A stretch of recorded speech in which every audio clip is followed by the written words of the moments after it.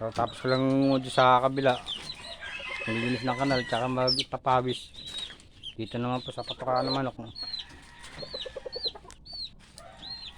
Sa patukaan ng manok dito sa ano naman. Bawal sa palibot. Sa labas.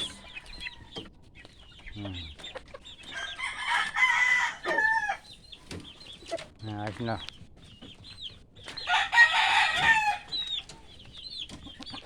At tinapon pa. Tinapon mo.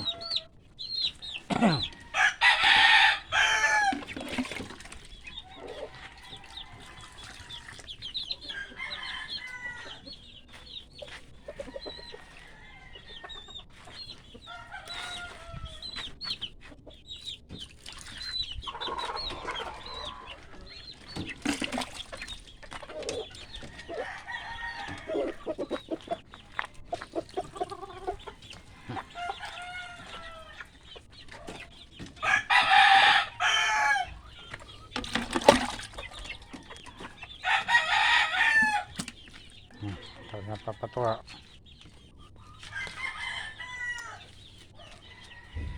Dito naman po sa walisin. 2 beses po magwalis sa umaga at sa hapon. Yan yung po ang naipon ko na. Lalo alaters oh. Magkalat ng alaters oh. Yung anong pisahan ko.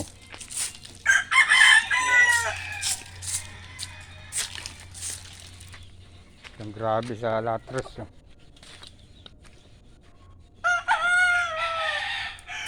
Niyuyugyug ko pa ito bago ko walisin para kakalaglag yung mga ano.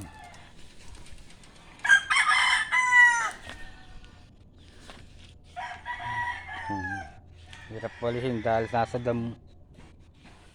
Salamat po. Wawalisin ko na.